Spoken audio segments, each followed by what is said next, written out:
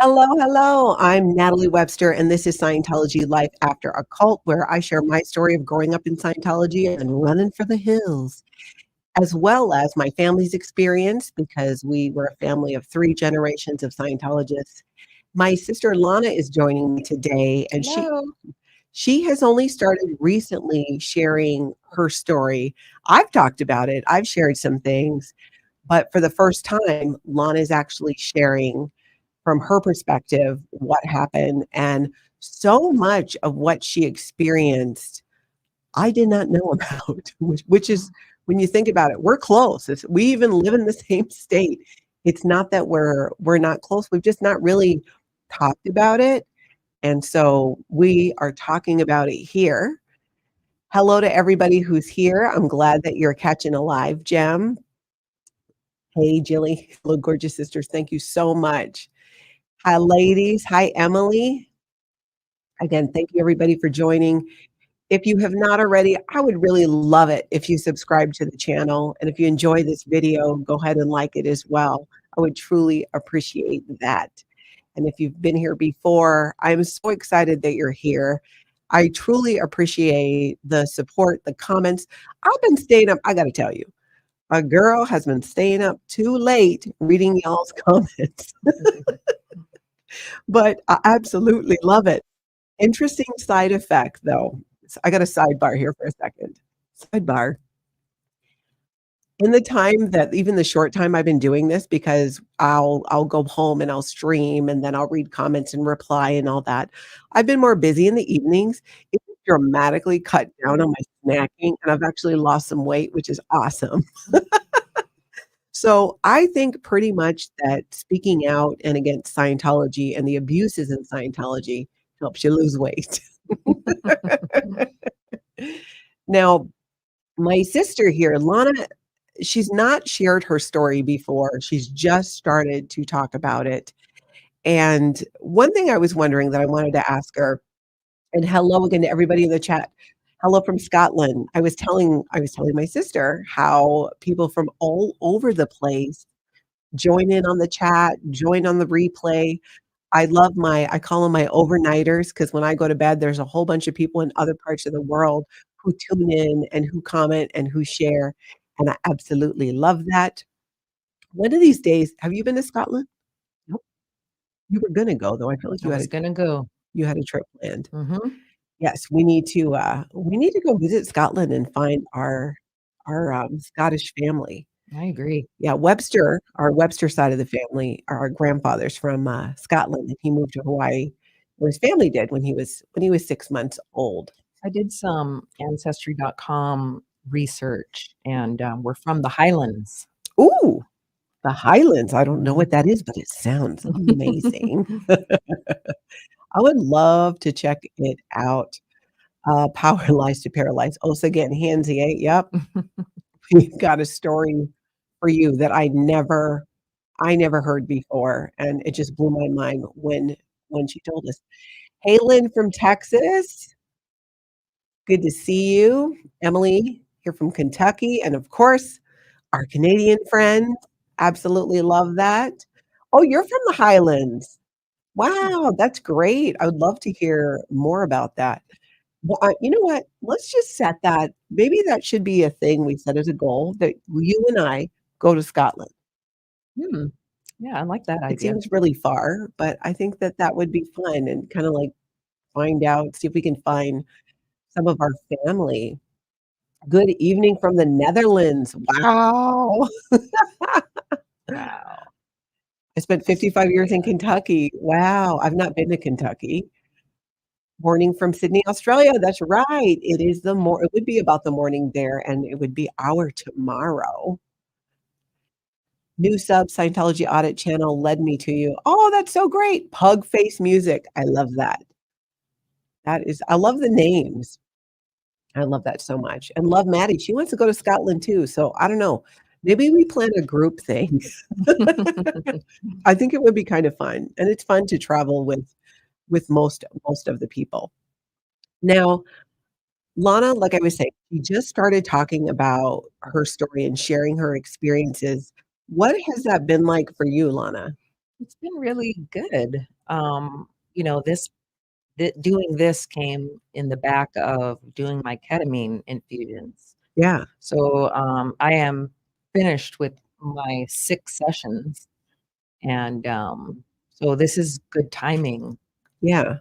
Because you were saying that in doing, and if you didn't catch Lana's earlier live when she joined, she shared about doing ketamine infusion therapy for her PTSD and anxiety from the time of growing up in Scientology and being in the Sea organization.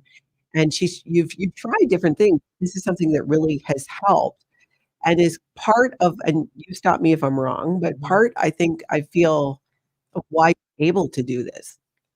I mean, to go and be publicly sharing about this, it would help, I would imagine, after a therapy like that, after so much of mhm, the work that you've done over the years to just be able to have a different perspective and have this with all your life experience and what you've learned and the different therapies and things that you've done, help you to look at it and then be able to talk about it. mhm, Super pup, love seeing you with Lana. Me too. It's fun to have her, even though sometimes the things we talk about are difficult at times, which is why I like to balance it out with, like, the fun top 10 list that I've been doing with Erin. And on my channel, I'm gonna be doing Aloha Friday on Fridays, time to be determined, but probably in the evening. I'm in, Central Time, so maybe around 6 or so, but I'll get an announcement about it before, where we can catch up on the week, answer any questions, but also just celebrate, if nothing else, celebrate life after a cult, which is what it is for me. With everything that I share and talk about, it's important to me that people understand, especially anyone who's, lurking, who's maybe still in Scientology, that there is so much life to be had outside of that, and it is not too late to create the life that you want, to break free. If you are there, you are unhappy, you can leave. mhm, There's so many caring people out there. There are so many people that you'll see all the time on my channel and others who have never been in Scientology and have such compassion and such understanding. It's just beautiful. Kelly says, "Welcome back, Lana." thank you. Oh, Davis, old neighbor from Melbourne. How exciting. All right. Now, we're gonna get right into now this, if you saw the thumbnail, joke by a member of the Office of Special Affairs. For those of you that don't know, the Office of Special Affairs in Scientology is their dirty tricks branch. The Office of Special Affairs in the Sea Organization is the part of Scientology that executes the harassment of Scientologists, going through, people who speak out at about Scientology or whistleblowers. There's been multiple stories and shares that Mike Rinder and the Headleys and so many other people have shared in the past. I feel like now, what are they gonna do? Especially with YouTube, and there's, what's gonna happen the minute they do anything? We're gonna talk about it. And it just further adds to the reality of that this is a human trafficking cult. Lana and I were talking earlier before we went live about how, at least for me, because you've said for a while, you've described it as being in a human trafficking cult, Yes, that you've been human trafficked, like you yes, communicated it that way. yep. I did not know that I was in a human trafficking cult even after I left. I knew that I was in a cult. I knew that. It really wasn't until I started reading the definition of what human trafficking is, when I had it laid out and spelled out for me, that I went, "Oh my gosh, I grew up in and was in a human trafficking cult." Lana was child trafficked. She was taken from Hawaii at the age of 14, sent to Los Angeles to join the Sea Organization with no guardian, nobody in charge, went to the international base, no guardian, no school, and then just moved around just like a pawn. As a teenager, if any of you are parents out there or a 14-year-old, imagine that. You're 14, you're on your own, You have no money, sometimes you don't get paid. You have no resources, no person who is there to nurture you or take care of you or make sure that you're okay. And this organization takes advantage of that completely because in their eyes, because per L. Ron Hubbard, children are just these big spiritual beings in smaller bodies. So they're not treated the way that you would think of children outside of Scientology. Kelly, yes, I love that they hold no power over you anymore. Yes, that is huge, and I think that's what's so freeing about not just talking about and sharing our stories, but openly discussing the subject of Scientology, the different topics around it, other stories about it, just having the freedom to discuss the things that were absolutely ridiculous, sometimes cry about it, a lot of times laugh about it. It's just all part of it. Now, this what we're gonna start with to talk about, you were a Sea Organization member in Los Angeles, Mhm. and you were on a project which was called the Audits Task Force, which anybody who's, ex-Sea Org out there, and even ex-Scientologists or even current Scientologists from back in the day might recall that there was this whole project to get the finances and records and things in order. So kind of paint a picture, like, where were you? What was happening? Do you remember how old you were? Mm. Just a picture there. Okay, so, yeah, I was on the ATF, and, there were many, um, people on post on that ATF that Mhm, were from other organizations in the Sea Org. So it was like a group effort. Everyone had to give certain amount of staff to this project. and everybody was from different parts of the Sea Organization. Mhm, Okay. and, all ranks too, didn't matter. And, so yeah, we, looked at all the files from, past missions trips, and, reconciled them, for the IRS. Mhm. It was a big deal because it helped in the 1993 IRS win or whatever. The tax exempt status. Yeah. That was when Scientology gained tax exempt status, and there was a huge amnesty for all Scientologists to celebrate this momentous occasion. So if you had a freeloader debt, if you were a staff member at the time and then billed for it because you didn't finish your contract, or you were a C organization member and you didn't finish your billion-year contract, what? Well, here's a bill for any of the courses that you did. Part of the amnesty is that got knocked down to like a flat 5,000. So when Scientology got their tax exempt status, this was absolutely huge for the Church of Scientology. But prior to that, to help make this happen, multiple Sea Org members and staff members from all over got together to work on this project called the Audits Task Force, or the ATF. And it's not Scientology auditing, it's like tax auditing, Right. which I always thought was kind of funny. So people from all over are there. You're there working on this. Mhm. Do you remember how old you were? I was about, 16. 16 years old. You're working on the audits task force, and are you in a big room?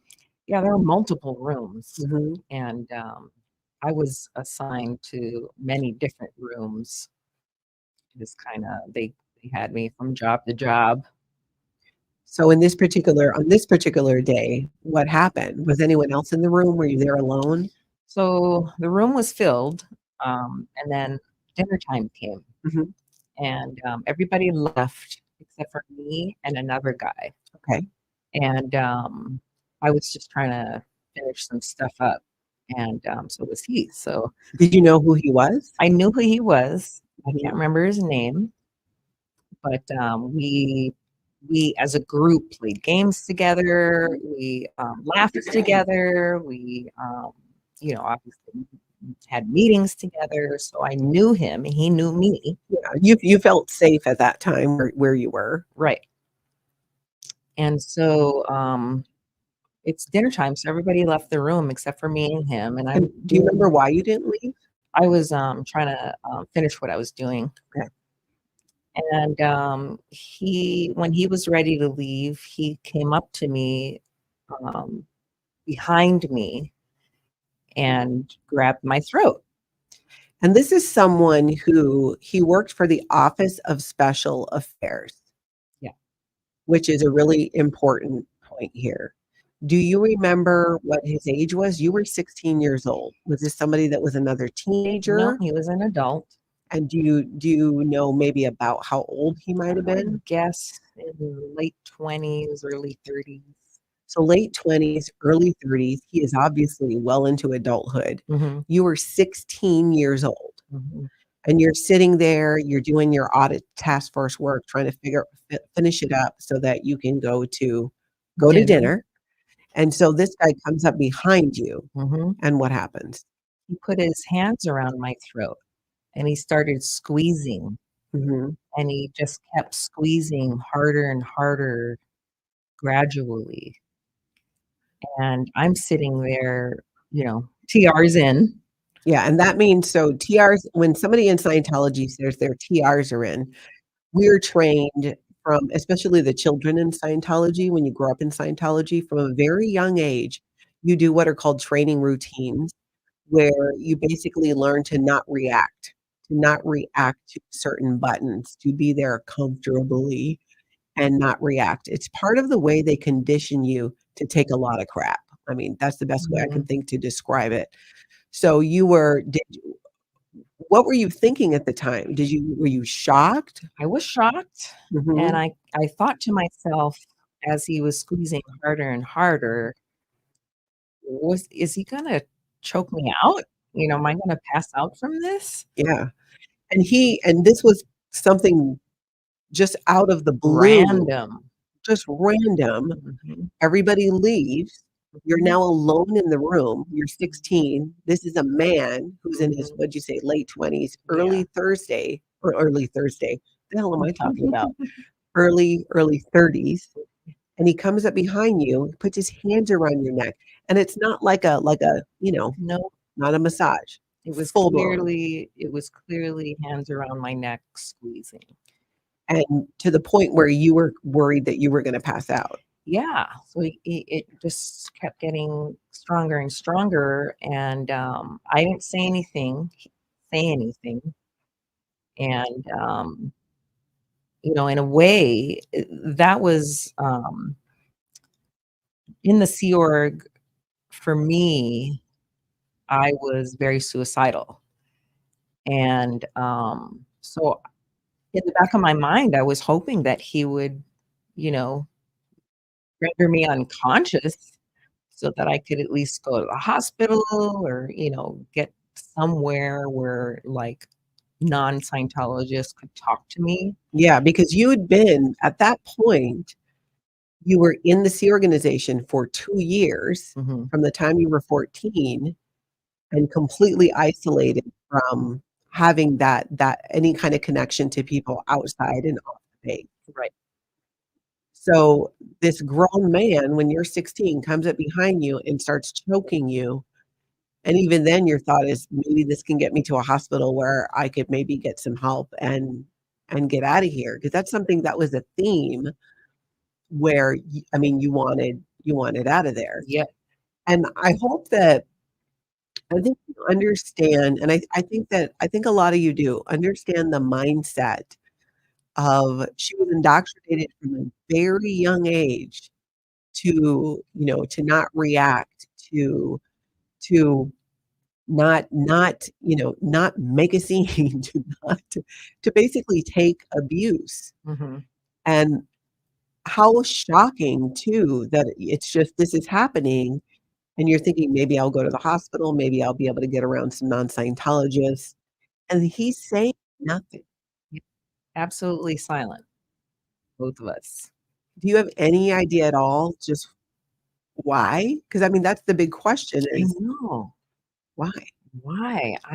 I've been racking my brain trying to figure that out. I don't know if was he hitting on me in some sort of weird way? Or did he not like me Yeah, for some reason? and he was totally quiet, so Jilly, yeah, he was silent. He didn't say He didn't say anything. He waited until everybody was gone Yeah. and went to dinner, and they were alone. Mhm. And again, remember, she's only 16. This guy is probably at least 10 years older Oh, than yeah. her, if not maybe a little bit more. Yeah. And, so he just kept choking, and I thought for sure I was gonna pass out, and I was definitely turning red, Mhm. but, he stopped, just in the nick of time, and he stopped, he kinda let out a big sigh and left the room. He let out a big sigh. Mhm. That's so weird. And then he just leaves the room. Yep, left the room, we never talked about it, I never wrote it up, I So you never didn't told anyone, and, I'm not sure why I didn't write it up or why I never told anyone, um, but yeah, that's what happened. do you think maybe part of not telling anyone was just wondering? Because often in Scientology and in the Sea organization, there's I've talked about this before, many people have, not allowed to be a victim. Mhm. You're not seen or acknowledged that you're a victim. Either you've done similar to what happened to you or something happened, there's a reason that you pulled that in. Complete and utter BS. You did that play into it at all, the not wanting to communicate? Did you not know who to go to or didn't believe? No, what I remember, I just completely ignored it Mhm. is what I did. Yeah. So he leaves, he lets out this sigh, Mm, which to me sounds like a really creepy thing to do. yeah. What did you do then? Did you stay there? Did you go to dinner? I stayed there for a little while, but then I left, I went to dinner Mhm. and, was just my usual self. Like I said, I didn't tell anybody or, I didn't mention it once. And did you and sounds too like you didn't really know what to think about Maybe it. I was shocked Yeah. because I didn't know what to think about it. Yeah. Did you have to see him again after that? Mhm. In what way? Well, we worked in the same office together for a while. Mhm. We were at the same roll calls, so I definitely saw him around. But did anything else ever happen after that? No, I never talked to him after that. Yeah. There are so many I mean, there's so much that we can read into it or suspect or guess or wonder. It's do you know his background at all? Like, was he in the Sea Org for a long time? You know if he was one that grew up in the Sea Organization? I don't know anything about him other than he worked for OSA. Which is really interesting. And so Mrs. Valentine sounds kinda like Dan the Fax Machine O'Connor story by Reese. Oh, I need to find out what that is. I'm Hmm, assuming Reese shared it in one of her videos. We'll have to check that out because it got me thinking. You wondered, like, why? L When kids in the Sea Organization and growing up for Scientology, adults who might have or anybody who might have a tendency to have predatory behavior knows that they were raised from childhood to, what they call keep your TRs in, not freak out, not do anything, not really respond to it, and that you might even get in trouble for reporting it. Love Maddie makes a good point. This is horrid. There was no excuse for his behavior. He knew he had power over her. mhm. What did this monster do later? What did this monster do later onto others? If she told someone if she told someone in, she would be told she pulled it in and she'd be punished. Exactly. You're absolutely right, and that's why some of this stuff goes just unchecked in Scientology, in the Sea Organization. So Rosalind says Dan O'Connor put her in the hospital. Oh my god. The trauma from that had her peeing blood, and she wound up losing her gallbladder. Wow. Oh my gosh. That horrific. That is absolutely that's horrible. And I'll have to go look that up and get familiar with the story, but if I remember correctly, I think Reese was from, Missouri or St. Louis from one of those organizations. And to my point, do you think that that played into it, right? That these and I don't know what else to call him but a predator, and I think it's also very telling that the organization that he was with was the Office of Special Affairs, because a lot of the work that they end up doing and dirty tricks and whatnot, especially what was going on back in the day, it's you gotta be, you know, you gotta be a certain type of person, I think, to do those things and execute those things.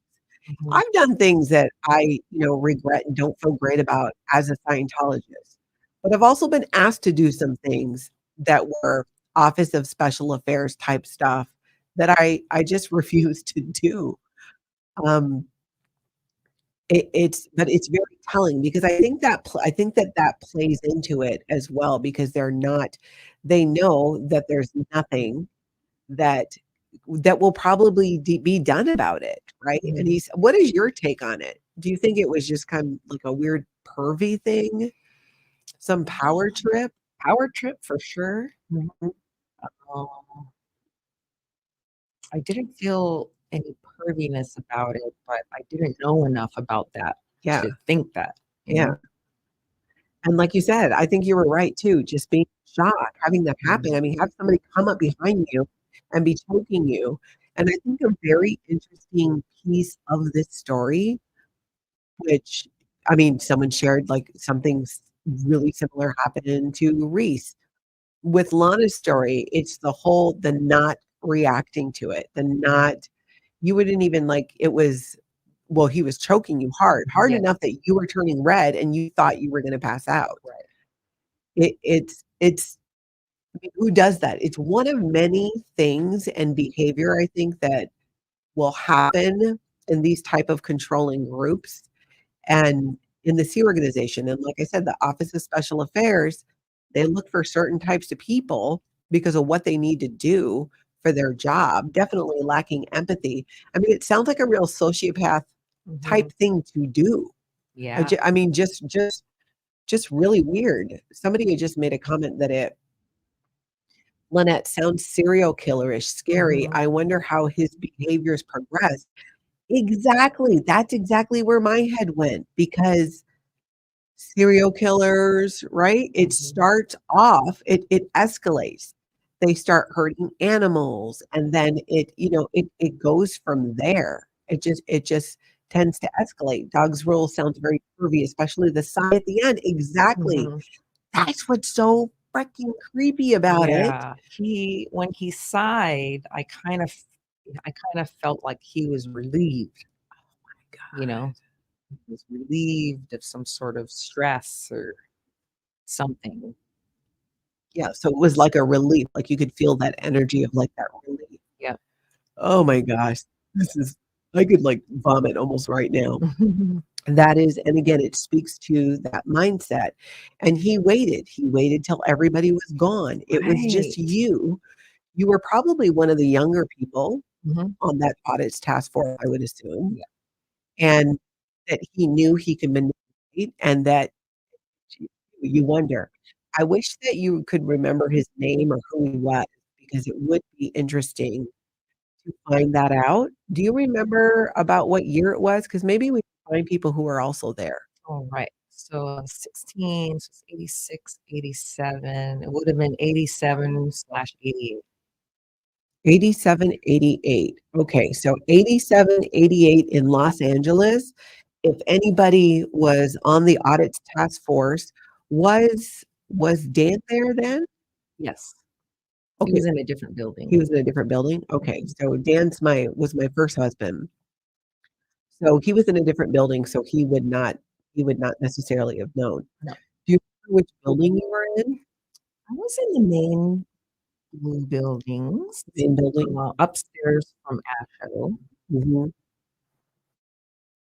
So, okay, so in the main building. Yeah. Wow. From a poet, you were not the first and not the last. he knew what he was doing. Mm. Exactly. The more that we think about it, I think that really seems to be love, Maddie. I got in because of a boyfriend. That boyfriend attacked me around my throat. Wow. Mm. I still stayed with him and loaned him money to go clear. I finally left him in Scientology. He did reach clear. This was back in '80. Oh my God. Mm. Wow. I'm so, so sorry to hear that. What a freaking asshole. I just told Lana earlier, like, hey, don't swear. I think sometimes it's just like That's appropriate. I don't know how else to explain it. It's such a bizarre incident. Yeah. Paralyzed to paralyzed. That's some creepy John Wayne Gacy perversion psycho stuff. Yes, exactly. Because he had to have thought this through, right? Picked a Yeah. victim, someone who Lana had no parent there. She had no guardian. She didn't have that. There's no HR where you go to in this organization to be able to say, "Hey, this happened to me." And as a Sea Org member, you know that it's something that you could get in trouble for, and you are already really struggling. And like you said, I Mhm. think when you talk about how as he's choking you and you're turning red, you're thinking, "At least maybe I'll end up in the hospital." I mean, it sounds like you were thinking you'd pass out, but Mhm. did you think that he actually could end your life? No, Yeah. no, I think, well, I'd like to think that if I did completely pass out, that he would have left me there or, not I mean, I would have been able to breathe after he had his hands off me. Yeah. It does sound like, yeah, or Ted Bundy type stuff. Mhm. Absolutely. It sounds like some real crazy serial killer stuff. By the way, he attacked me because I was speaking the truth about the Church of Scientology. Wow. Wow. So you're Wow. speaking the truth about the Church of Scientology, and his response is to choke you out. Mhm. That's that's absolutely insane. Yeah, crazy. And so much of it, that's why my heart goes out to children in Scientology who were raised in Scientology with that indoctrination of having these buttons flattened when you're a kid, and where having a negative response or being surprised or shocked or wanting to scream or react, that's a natural response. Right. That's a natural response that keeps us safe. But that's something, again, that is trained out of you Mhm. and seen as a virtue. It is a virtue in Scientology and this organization if you can maintain looking like you're calm and peace while this crazy stuff is going on. Mhm. That is not a virtue. Right. That's insanity. Think about some of you have seen the video when there's a creator, Scientology audits. I'll have to send you his channel line. You can see Mhm. this. That where he's followed in the parking lot, and I talked about this the other day on a live, why Scientology follow people. If you haven't seen that video on my channel, check it out.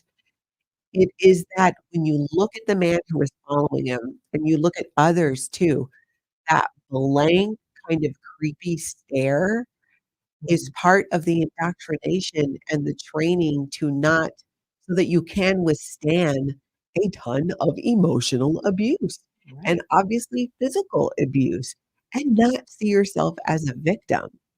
Yeah. I think that, the way you and I grew up, for me anyways, I feel like I was, indoctrinated for the Sea Org, Yeah. not that they knew I was going to join the Sea Org, but, our family style was Sea Org-ish Mhm, already, and I was quiet already, mhm. and I would, Quiet and obedient. obedient, yeah. I was the one getting in trouble and being, like, sent out of the state. You're right, you were quiet and obedient. So Blow Drill says, "Was he Sea Org, outer org staff? It was on clearance lines and pack." Oh, you were on clearance lines and pack close to that time. He Oh, was a Sea Org member who was in the Office of Special Affairs. yes. There, Pat. So, and again, it was 87, 88. Yep.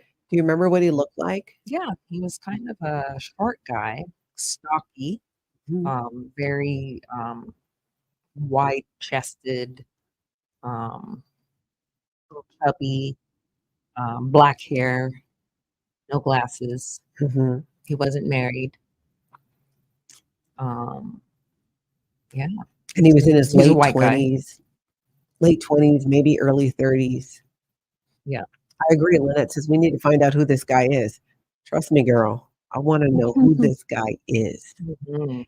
and I would like to know where he is now. Right. Um, yeah, it's just and this is a good point too, Mrs. Valentine. Hiding your perv criminals is not going to work anymore. Wake up, OSA. Stop the victim blaming. Exactly. What we're seeing more and more of, and I think we're gonna see more of this, and this is why I've told Lana this. It's so important to share these stories because so much of the time in Scientology, in the Sea organization, you think you're the only one. You think that it's you because that is what they convince you of. So when you can go and hear that, hey, this happened to me, and somebody sees it and hears it, and they realize, like, that happened to me too. I was not the crazy one. It validates that this is totally what happens. Mhm. And then as you've gone through, is this something that, in looking back now, as an adult and having been in therapy, it's what does it give you a different perspective on it, or is it more you just see it more for what it really was? I see it more from what it really was, and, I just remembered this, recently. Mhm. I had forgotten about it, and, in my therapy, I remembered it. I'm like, "Oh my gosh, that happened." Yeah.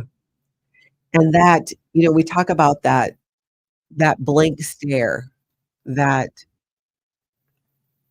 like, again, like the guy who was following the Scientology audit guy up the stairs, the look on it, oh, it even now, it just creeps me the hell out because that is part of the conditioning. How does I mean, so he's told or decides on his own, likely was told, "Go follow them. Go follow those people." And you do, and he's following so closely, and he's just not reacting at all. That's so much of what ends up it's part of just like the grooming and the conditioning. It is very it's disturbing, so sad, those 3 dark dead eyes, and I think you're talking about Angel and Sebastian. People where this guy, Scientology Audit is his channel, and he goes in front of the, Hollywood Boulevard, in front of the one of the buildings, Mhm. where they get people it's a testing center, so they want you in there to do a personality test, and then go ahead and sell you books and stuff, and he's out there with a bunch of other TikTokers and social media creators filming and letting people know that, "Hey, this is a cult." They'll even say, "This is a cult."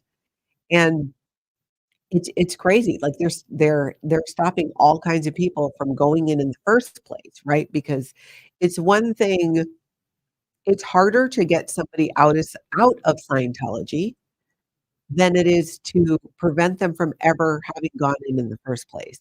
Mm. I always liken it to, like it's like cookies.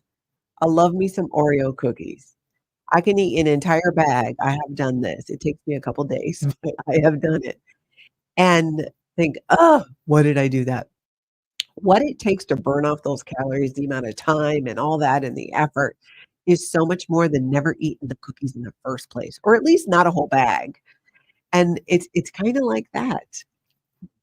It's just so creepy, and you're right, Roger, they make you believe it's all your fault, and from there, it's the interesting thing too about children in the Sea Organization, Lana was there when she was 14, this incident where she was choked, strangled. Mhm. I don't know what the difference is between choking and strangling, if it's the same thing or not. Happening is someone made a good point. This can't be the first time that he did it. It probably wasn't the last time. And the creepy side at the end is just the absolute worst. And I think that really makes it sound like, you were really targeted. Like, why was he staying behind? Mm. You know, you were staying behind because you were finishing some stuff up. Why did he stay behind? Right. I think to assault you and to do this.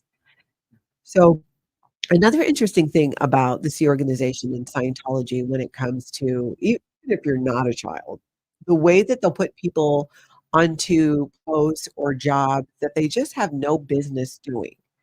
And you're expected to just go and figure this out. It's like, oh, your job is to fly a plane now.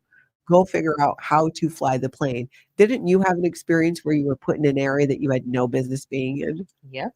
I was, I think I was 15 or 16 at this point, and I was made the Treasury Secretary of Asho Foundation. So this is Asho Foundation in on L. Ron Hubbard Way.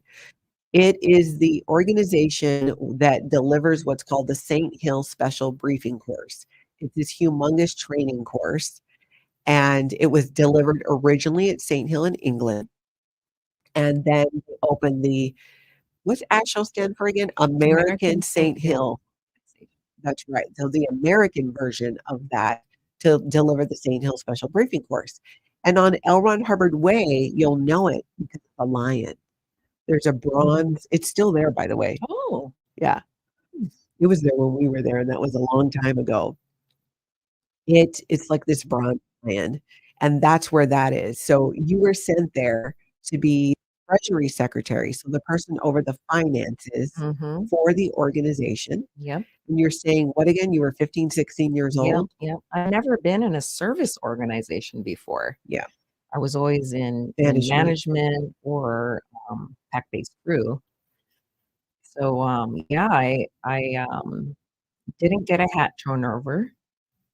Um, and I was just expected to deal with thousands of dollars and figure out how to put it, enter them in the computer. And on Thursdays before 2, that's when the birthday game ends every week, is Thursday before 2. Yeah. 2. They expected me to go down to downtown LA, Wilshire Boulevard, to deposit thousands of dollars In cash or checks cash and and checks? cash, Checks and cash. checks and cash, huge wads of money.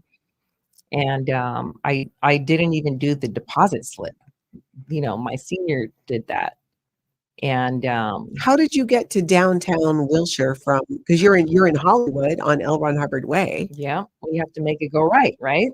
Mm. So I found a friend who had a motorcycle, and so he would take me down there. We'd do the motorcycle together, get down there before 2, deposit the money. I had no idea what to do. I just handed them the wad, and they gave me back a piece of paper that I was supposed to turn in when I got back. And it was a huge struggle, and nobody in the organization um, came to me and said, "Oh, how's it going?" Or "You didn't get a hat thrown over. Do you need any help?" So no training at all. No training at all. They pretty much left me there alone. It was a dark, really dirty basement, and you could barely walk in the office. It was just files everywhere. And we were on beans and rice, I think, the whole time I was there. And the Sea Organization, often if the organization or department or division you were in gets in trouble and it's not in the good graces of David Miscavige or other senior people, part of the punishment is you have to eat rice and beans every single meal. No butter, no salt, no hot sauce, no pepper. I worked in the dining room, and I felt so bad for the people who were on rice and beans because we had to take the condiments away. And I wasn't about to be the salt police, so I was, like, not trying to stop people. Right. So you're 15, 16, you're working in this dingy basement, doing a job you have no business doing. No idea. It's treasury, so handling the finances. Yeah. The I couldn't do 5th grade math. Yeah. And this is the job that they put you on. Yep. and you were expected as a 15, 16-year-old in LA, Hollywood, to get yourself to downtown Los Angeles Mhm. to make this deposit of large amounts of cash and checks. Yes. So you made friends with somebody who had a motorcycle. Yes. Was this person in the Sea They organization? were in PBC. Oh, this is sounding familiar. Who was it? Um, I can't remember his name either, and I'm so bummed because he was a really nice guy, and I really appreciated him giving me a ride because they told me, "Just figure it out," you Figure it know? out. So you're supposed to take a bus or walk or Yeah. and again, you're 15, 16 years old carrying Mhm, large amounts of cash and checks mhm. to go all the way down there to this bank to make that deposit. Yep. How long were you on that post? Just, maybe a few months, 4 or 5 months. Yeah, and, having nobody to check up on you. I mean, I don't wanna say I don't wanna I said before that I was suicidal Yeah. in the Sea Yeah. Org, and, I took a couple of walks on that post. I blew a couple of times. Which means she left without authorization. Yep, and, I walked over to Griffith Park Mhm. from the base, and I stayed there. It was in the afternoon.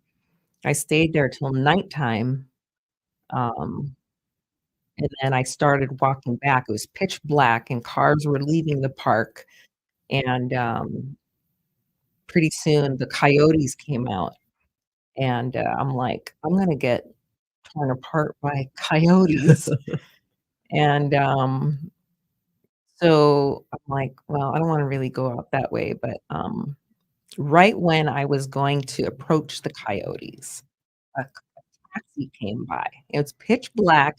I'm walking down the road, there's no sidewalk. The road is very windy, turn and, this, nice taxi driver came and picked me up. Just how did you pay for the I taxi? I didn't. What? He recognized me because I was wearing my uniform. You recognized you as a Sea Org member. Yep, and, he's like, "Well, what are you doing out here? Where are you going?" And I'm just like, "I'm just trying to get killed or Said that? yeah, or raped or something so that I could get out of here." Mhm. And, so yeah, he saved me. Wow. Yeah, he saved me, he brought me back to the base. Really took you back to where this was the source of the problem. Do you think that he was a Scientologist who worked as a taxi driver? I doubt it because Scientologists overshare, and he would have told me. Yeah, that's And true. I he would have written it up, and I would have heard about it. So LVP says, curious to know if you're doing that courier work with all that cash, what would have happened if you had gotten mugged or something? Well, I know someone who got mugged on Hollywood Boulevard, and I'll tell you what Mhm, happened. He got what's called a committee of evidence, which is like getting a court martial. He got in trouble for it. mhm. He got in big trouble for it. And that is exactly what would have happened Yeah, I too. would have gotten sent to the RPF, I know it. Yeah. Which, if you don't know, is the Rehabilitation Project Force. And it is where, when you're in the Sea organization, where you get sent when you fall out of the good graces. And you basically, it is like the lowest of the low in terms of the work that you need to do. You have to run everywhere. And I don't know if they still wear the armbands. I heard maybe somebody in the chat knows. Back in my day, they wore the armbands, and the different color armband would tell you where that person was on the rehabilitation project force. Because certain armbands, you couldn't originate any communication. Mhm, So if you're on the rehabilitation project force and you have, I think it was the black armband, mhm, you had the black armband, and your spouse walks by, your kids, whoever, you cannot say hello. You cannot originate communication.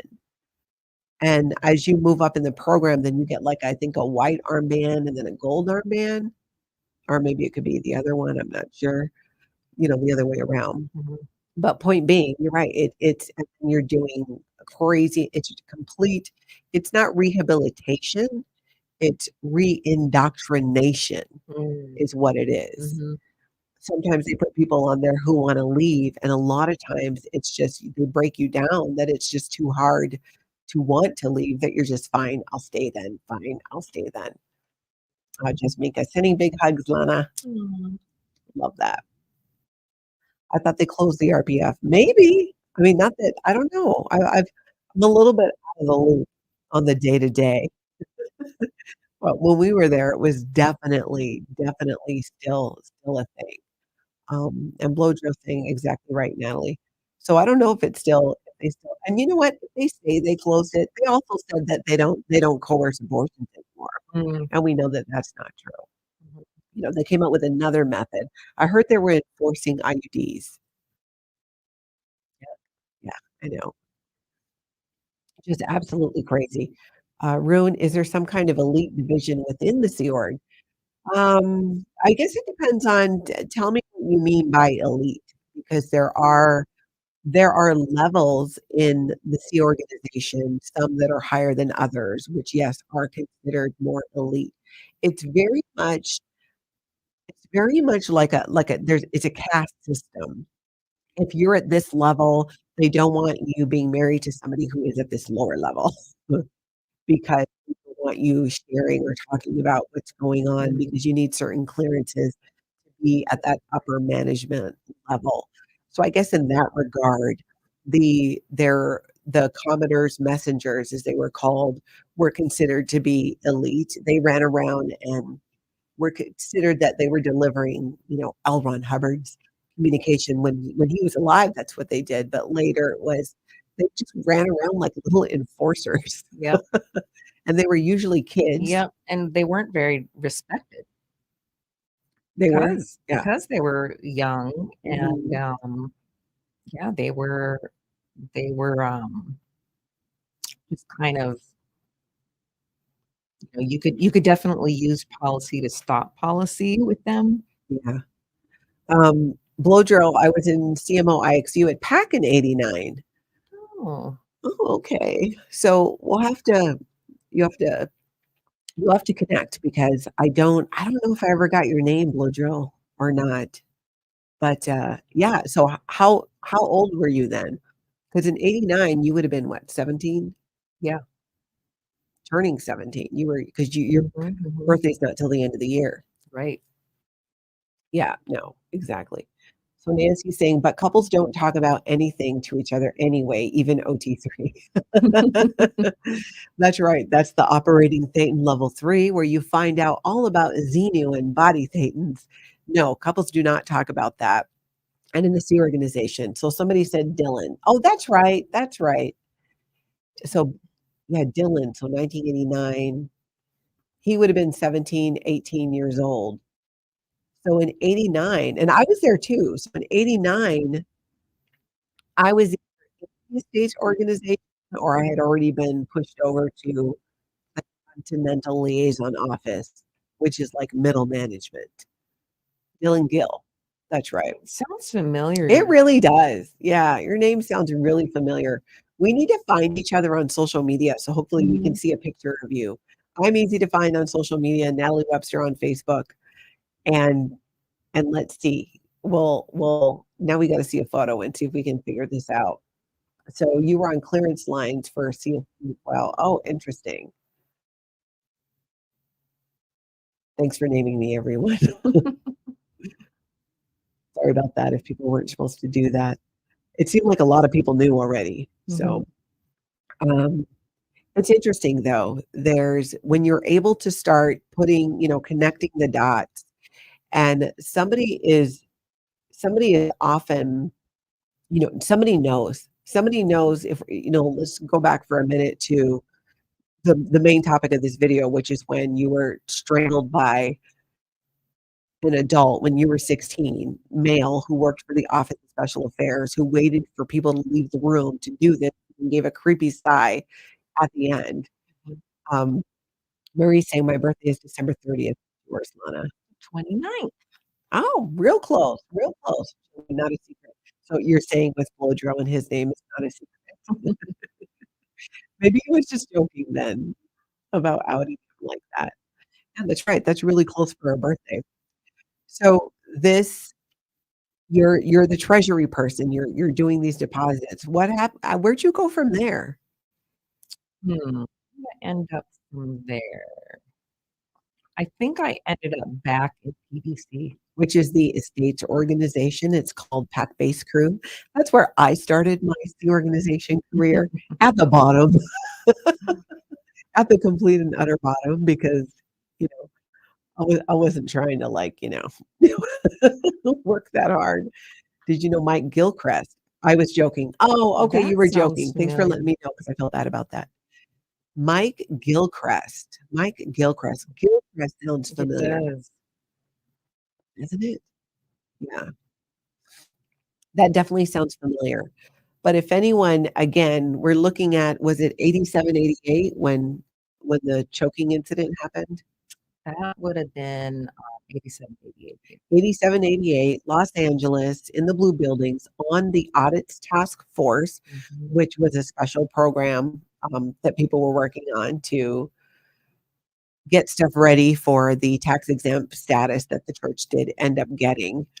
And but that's pretty much all we know. He worked for the Office of Special Affairs. You said he was stocky, Mhm. dark hair, Yep. was in his late 20s, maybe his early 30s. Maybe somebody else got choked out by this guy. I don't know. I Yeah. mean, they don't usually stop like that. Mhm. Absolutely, they don't. Let's try and talk soon. I'll call Mike Rinder and ask him if he knows. That's a great idea.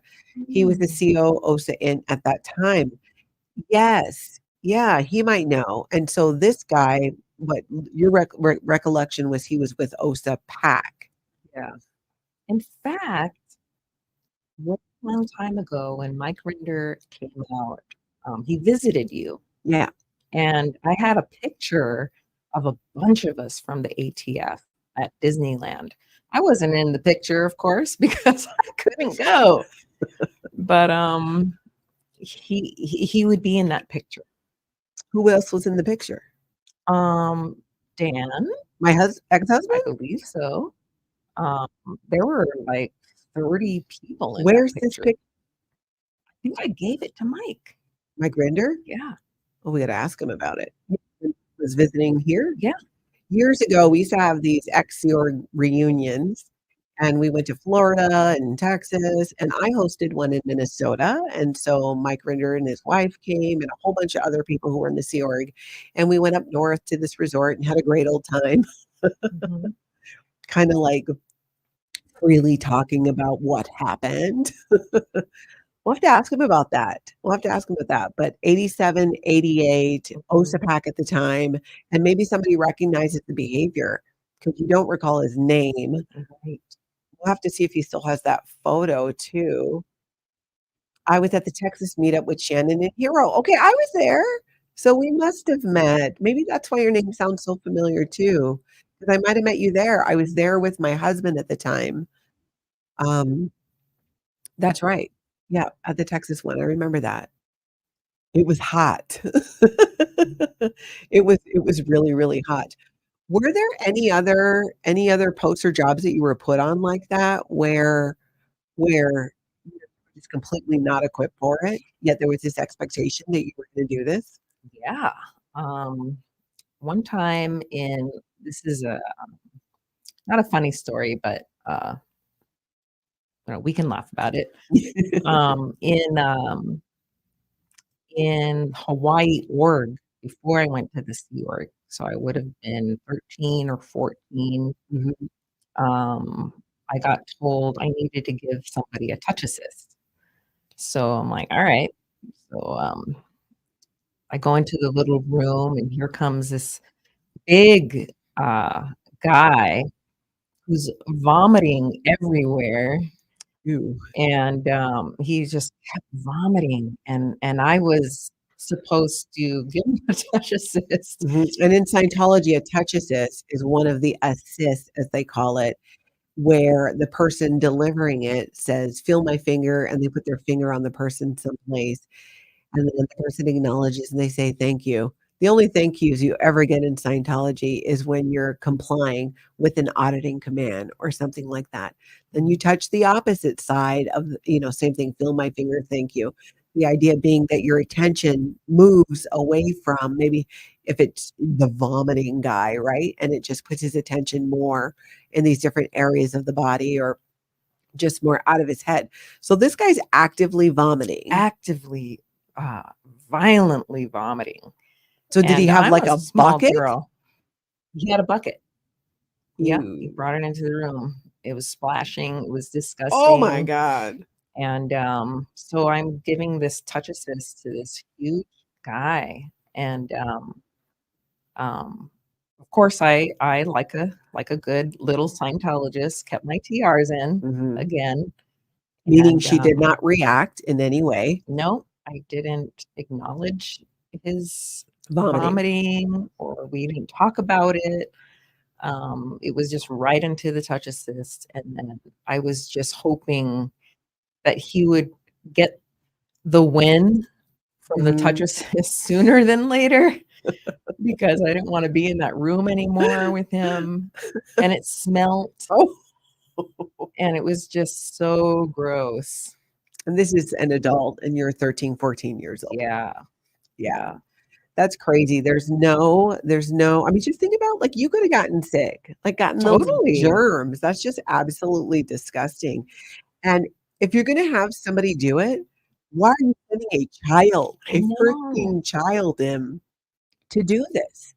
And there's no like, hey, maybe we don't send the kid in with a Mhm. vomiting adult male Right. and get him to, to give him a touch assist. That is absolutely Yeah. Totally uncalled for. completely uncalled for and disgusting. Low Drill says, "I love the smell of bile in the morning." Ew. Ew. That's so gross. I bet you do figure out who this Osa guy is, though. If we can see that picture, We gotta find somebody's out gonna if Mike know. has that picture still. Because when you gave it to him, that was I don't I think it might have been after Texas. So let's see, 2010, 11, 12. It was around there when he would have been yeah, I gotta find out. He would have been in Minnesota. I didn't know that you gave him the picture. Yeah, because he knew a lot of people in that picture because a lot of people from OSA work there. Do you recall if he knew that guy? I don't recall that specifically. Okay, so Jilly says, "No wonder second gens have so much trauma from childhood, so many crazy, inappropriate things." Exactly. That's really the truth. And what's even crazier to me is I think, at least for me, I didn't even know. Like, no, you knew you didn't like it, a lot of it, but you were indoctrinated to believe that this is how it is. This is what you Mhm, need to go along with and what you needed to do to be a good little Scientologist. mhm, 13, where is child protection? Why they need to have their exemption and any religious privileges removed. Exactly, 100%. mhm, It's one of many examples, and there are so many examples and situations where it's it sounds like a little thing, but then you add them up over and over, and there is a clear pattern of of abuses and this complete disregarding care for children mhm. and for kids. It's absolutely and they are protected, absolutely. And then kids are expected to just, like, not, not respond. But Yep. the good news is the second gens is there's a path out of it. When you leave Scientology and you get some legitimate help, something that helps you be able to process these things and be able to look at it and see it for what it was. I know that continues to be a big part of my healing is being able to put the correct words to it, like human trafficking cult. Mhm. I've been able to call it a cult, recognize it a cult, know that it's a cult since not long after I left. The human trafficking part, I like I said, I until I started reading about human trafficking, I realized I didn't know what that was. And then when I read about it, I was like, "Oh my gosh, Mhm. yes, absolutely." And the child trafficking, Lana at 14 being sent to Los Angeles with no, no adult, no nothing like that. Mhm. Now, You're gonna keep chatting? Mhm. Come back again? Yeah. Yeah. There's so much more to Lana's story. I mean, we're just still just in the first couple of years when she was a kid that to be shared that really speaks about it just really gives such, I think, great examples of why Scientology is a cult and also the damage that it can cause. There one point I wanna make, though, is also that a lot of people who grew up in Scientology and are everybody deals with these things differently. They have different ways of working through them. I'm a big humor person. I mean, sometimes if you follow me the short time I've been on YouTube, I'm crying, and other times I'm just laughing my butt off because for me, that's where I'm at with it. It doesn't take away of these traumatic experiences, but it for me, it's the ridiculousness of some of them, the absolute stupidity and lack of common sense that really and they're just petty as hell. Petty as hell. I think L. Ron Hubbard was about as petty as they come, just completely. Cops, child protection, IRS, FBI are too busy counting their huge bribe payoffs by Church of Scientology and abuser Dave. Yeah, I think you're right. I think you're right there. So Lana's gonna keep coming back and sharing her story. If you haven't already liked this channel, I would absolutely appreciate it if you did subscribe, if you like the video. If it's content you like, feel free to share it. We're gonna have a lot more there's just so much more to tell. I've practically lost my voice sharing a lot, but there's so much more to tell. We will be at this for a while. So thank you for being here. Thank you for sharing. Thank you for your comments, your support. All of that means a ton and it absolutely helps. So thank you very much and I'll talk to you later. Bye.